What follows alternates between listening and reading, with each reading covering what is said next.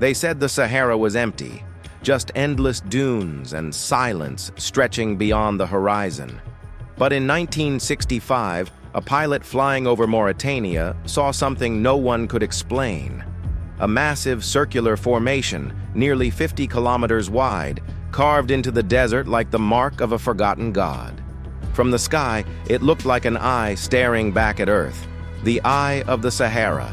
For decades, scientists called it a natural formation. But what if it wasn't?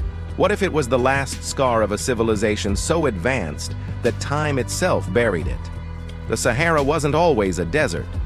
Thousands of years ago, before the first pyramids were built, this land was green, filled with rivers, lakes, and life. Fossils found deep beneath the sand show crocodiles, fish, and trees where now only dust remains. But the Eye of the Sahara stands apart, perfectly circular, layered like a fingerprint, visible even from space. Its symmetry is too precise, too intentional. In 2018, satellite imagery reignited an ancient question. Could this be the true site of Atlantis, the legendary city described by the philosopher Plato over 2,000 years ago? According to his writings, Atlantis was a series of concentric rings, alternating water and land, with mountains to the north and an open plain to the south. It was destroyed in a single day and night of catastrophe, swallowed by the sea. Now look again at the Eye of the Sahara, rings of stone, exactly as Plato described. To the north, mountains. To the south, an ancient dry plain that once held water. It lies west of the Nile, beyond Egypt, just as the text said. Coincidence? Or the last breath of a civilization erased by disaster? For centuries, scholars dismissed Atlantis as allegory, a moral story about greed and hubris. But what if Plato wasn't inventing a myth? What if he was recording a memory? He claimed the story came from Egyptian priests, who told Greek travelers about a lost land that existed beyond the Pillars of Heracles, the ancient name for the Strait of Gibraltar. And just beyond that, west of the Nile and south of the Atlas Mountains, lies Mauritania, home of the Eye. Beneath the surface, geologists have found strange clues, layers of rock that appear melted as if exposed to unimaginable heat. Minerals fused into glass, magnetic fields distorted, signs of a cataclysm. Some say it was a meteor strike. Others whisper it was something far older, a weapon, or an energy unknown to us now. When explorers first visited the site, they found seashells, thousands of them, embedded in stone, hundreds of kilometers from the nearest ocean. Scientists explained it as ancient seabed uplift, but the shells themselves told another story. They dated to around 11,600 years ago, the exact time Plato claimed Atlantis vanished. Imagine it, a thriving city, rich in technology and architecture, swallowed by a global flood. When the waters receded, only the bones of its city remained, dried into stone. Over millennia, wind and sand buried it. What was once the center of the world became a ghost beneath the desert. And here's where it gets even stranger. The Sahara isn't the only desert with secrets. Across North Africa, from Algeria to Libya, there are hundreds of stone structures, perfect circles, invisible from the ground, seen only by drone or satellite. Many align with constellations, Orion, Sirius, the Pleiades, the same stars ancient Egyptians worshipped. It's as if the sky itself was once their map. What if these weren't separate civilizations, but fragments of one? A world-spanning culture that existed before recorded history, before Sumer, before Egypt, erased not by time, but by catastrophe.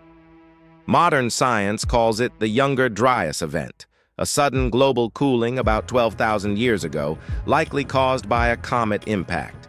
It wiped out megafauna, changed climates, and ended the last ice age almost overnight. Civilizations along the coasts would have drowned, their knowledge lost. The Sahara, once lush and fertile, became a desert. The Eye of the Sahara, perhaps, the cratered heart of the storm. In the 1970s, NASA studied the structure closely. They found no direct evidence of impact, no central crater, no shattered rim. But they couldn't explain its perfect geometry either. The eye is made of concentric layers of quartzite and sandstone, eroded evenly as if sculpted by intention, not accident.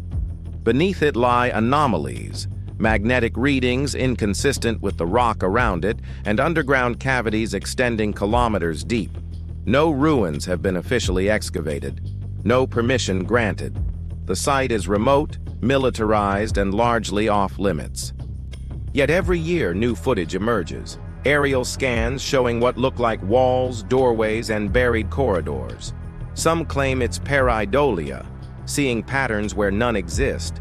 Others think it's a cover-up, that someone doesn't want the world to dig too deep. If true, it would rewrite history.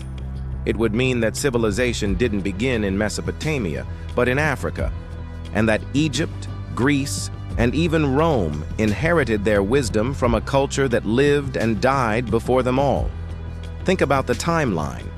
The great flood myths from the Bible, the Epic of Gilgamesh, the Sumerian tablets, all describe a cataclysm around the same era.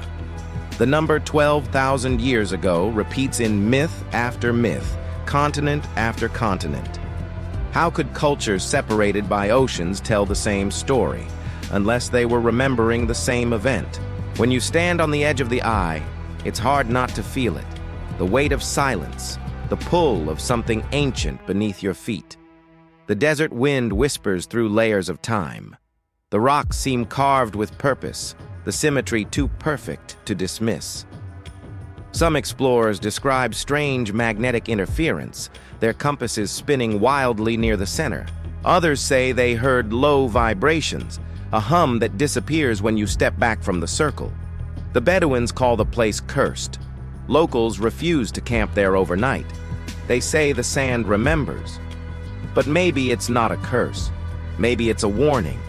If a civilization once thrived here, one that mastered engineering, astronomy, and energy, what destroyed it? Was it nature or their own creation? Did they push knowledge too far, unlock something they couldn't control? The eye of the Sahara doesn't answer. It only watches, silent, ancient, patient. Its rings are the pages of a book written in stone, waiting for someone brave enough to read it. For thousands of years, the world has searched for Atlantis across oceans. But maybe it's been staring at us all along, right here in the middle of the desert. So next time you see that spiral of sand and rock from a satellite image, ask yourself, is it a coincidence of nature or a message from a forgotten world? Because the truth about our past isn't lost, it's buried, and the desert is still keeping its secrets.